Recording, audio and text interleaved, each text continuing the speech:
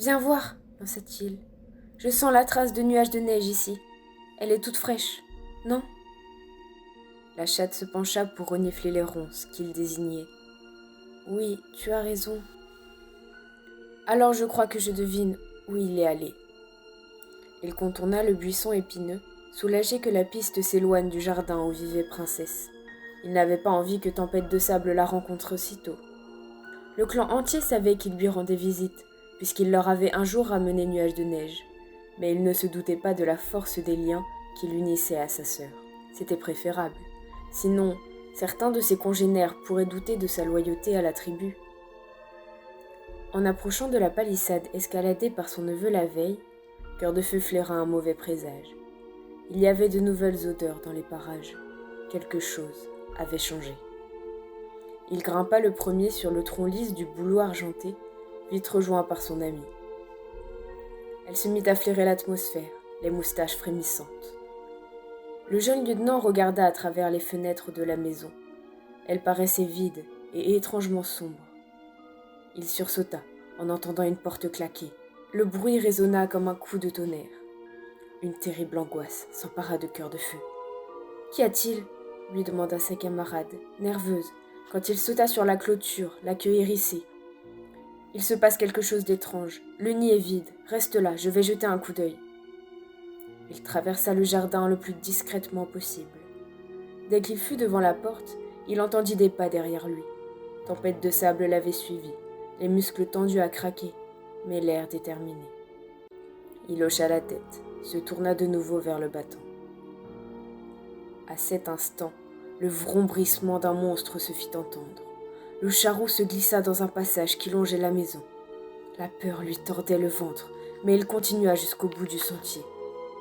Dissimulé par l'ombre du mur, il vit sous la lumière aveuglante du soleil un labyrinthe d'allées et de nids de bipèdes, sans un seul arbre en vue. À ses côtés, la chatte haletait, étourdie par ce spectacle. « Regarde » souffla-t-il. Une créature gigantesque, presque aussi grande qu'une maison, était immobile sur le chemin du tonnerre. Le vacarme assourdissant provenait de ses entrailles. Ils sursautèrent quand une autre porte claqua sur leur droite. Un bipède s'avança vers le monstre, un étrange objet à la main. On aurait dit une petite tanière tissée avec de tiges rigides. À l'une de ses extrémités était tapie une petite boule de fourrure blanche. Le chasseur plissa les yeux pour mieux voir. Son cœur bondit dans sa poitrine quand il reconnut le visage aux yeux écarquillés de terreur pressé contre les barreaux. C'était Nuage de Neige. « Au secours ! Ne les laissez pas m'emporter !»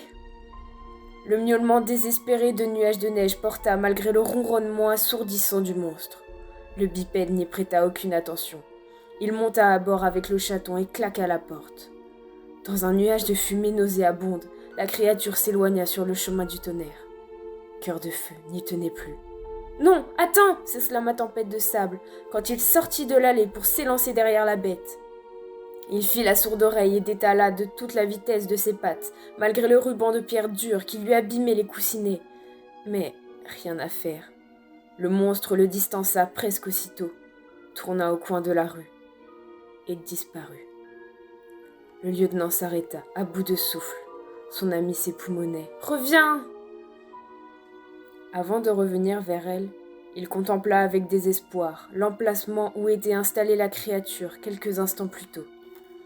Tétanisé, il remonta le sentier avec Tempête de Sable, retraversa le jardin et franchit la palissade pour retourner à l'abri dans les bois.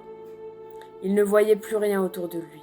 « Cœur de Feu !» lança Tempête de Sable, quand ils eurent retrouvé le sol forestier tapissé de feuilles. « Ça va aller ?» Il n'arrivait pas à articuler un seul mot. Il fixait la clôture, incapable d'accepter ce qu'il venait de se passer.